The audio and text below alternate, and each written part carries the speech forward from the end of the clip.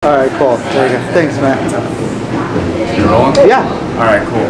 Hank Pearl here with UVTV and the DailyRock.com, standing here with Jamey Jasta of Hatebreed. I'm doing great. How's the tour been treating you so far? Very good, no complaints. Yeah?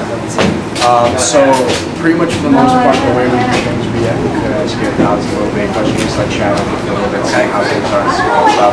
So, pretty much, what can you tell us about the tour so far? How's everything been going? Bringing it a little bit closer, all of a sudden. Alright, cool. There you go. The tour's been really good, actually. Really psyched to, be touring with Cannibal. Kind of blown away that, if you told me in '96, we'd be headlining over Cannibal Corpse one day, I probably would have, thought you were shitting. But it's pretty awesome for us. Just new album out, going all the places that we haven't been to in over a year. Since the Jaeger tour was like the last full U.S. headline of major cities. All the shows have been great, man. It's really great to see unity in aggressive music right now between death metal, hardcore, heavy metal, thrash metal. It's really cool. With that unity and with all these tour bands, I mean, with this tour alone, you've got Cannibal Corpse who's been around forever. You guys have been bringing up the hardcore scene, and your new album's great. I'm going to get to that in a second. And Born of Osiris, one of these fresher bands from just here in town. What do you see anything as far as the future of hardcore, metalcore, and metal within the next couple of years? What do you see? Well, I just think that with the new wave of bands, getting together with the older bands, it just makes for a better show. I realize that some of the cities don't get these shows a lot, and that's why we try to schedule in both major cities and smaller secondary cities. But every night you're getting new kids that haven't seen any.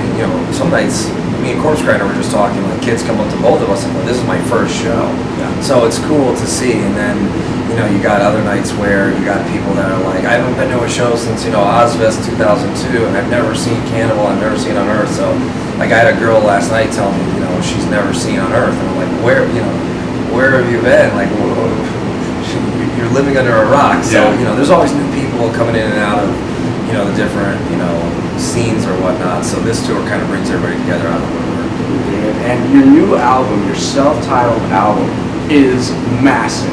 I've been listening to this. I loved you guys since Rise of Brutality. Oh, thank you. And this one, you guys, what the hell happened with this album that really just blew it out of the water? I mean, Undiminished, that whole instrumental track, and everything else, your rhythms and everything, and the lyrics. The one thing I love about your lyrics is you constantly can put out these, unifying lyrics of stand tall and stand your ground. What happened with this album to really make it pop and to make you want to just make it a self-titled? Well, the self-titled thing just came from just not being able to kind of sum up the contents of the record in one statement or one word. So we just kept it self-titled just because we felt like, all right, it's three of us back, the original members.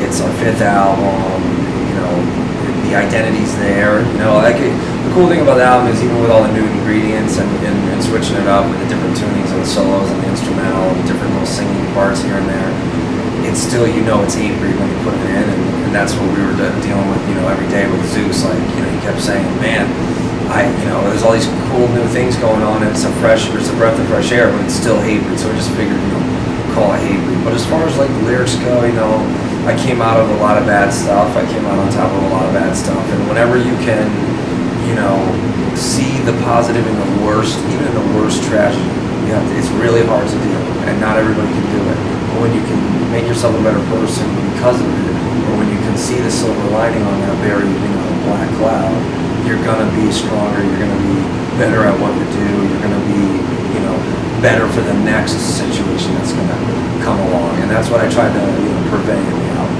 Okay. And one thing with you in particular, we always see you doing I always see tracks and random bands featuring Jamey Jasta. Straight Line Stitch was just here a couple weeks ago, and I got to hang out with Alexis Brownfield, she's great. And I've seen you on everything from Il Nino to Catch 22 even. Yeah. So is there anyone out there that we can expect you to work with pretty soon, or is there anyone out there that you would love to work with pretty soon in the near future? Well, I am gonna do a lot of collaborations and a lot of guest spots this year in 2010, and I held off on a little while just because I felt like if I said yes to one person, I had to say yes to everybody. And I'm that guy, like I have a hard time saying no, and then I end up not having the time or not being able to, you know, do it to the extent that I want to be able to do it. And, you know, like with the whole straight line stitch thing, it just worked out perfectly because I wasn't on tour. They were able to come to me, and you know, I feel bad. A lot of the bands that I have turned down, you know, I'll probably revisit some of that and do it this year while I have time. But yeah, I would love to work with, you know, anybody who's positive, who's up and coming, who's, you know, doing something cool. I'm all for it. And lastly, Headbangers Ball. Can you give us any comments as far as like, just, you know, me personally, I fell in love with Headbangers Ball through Hatebreed, then found you on there. And you were the host forever. Now it's like on for a half an hour. Yeah. What the hell's going on? Can you tell us anything about MTV and metal? Well, you know, they're still supportive as much as they can be. I gotta say, you know, the MTV2 is everybody that's still there. I mean, they're still trying to do the best they can, and I appreciate that. Like, they gave us a ton of support on this record and gave us our own special, and you know, gave In Ashes, the video for In Ashes, you know, regular MTV2 play, like in between, you know, like Paramore and AFI and bands like that. So I really appreciate that, and I have nothing but good things to say about everybody, past and present at MTV2. I just think, you know, with the economy and with TV changing and with YouTube, you know, I really think YouTube, you know, ended up really hurting all video channels and all video shows, even the public access shows and stuff, because you can just go and watch the video with one click, and you can, you know, there's no commercials and everything. It's just a different experience. But yeah, I mean, maybe it'll come back. Maybe we'll pitch another show to another network. I don't know. You know, never say never. You know, it did wonders for my childhood and, you know, my teenage years, and I discovered so many great bands. And every night I talk to kids that are, you know, were 13 when, you know, I was just coming back with Headbangers Ball, and are now 18 and are still into it and still love it. So it's nice to, you know that there's a new generation of kids that were brought up on that. Jamey Jasta, thank you very much. Thank you. UVTV, Hank Pearl and Jamey Jasta, thank you very much.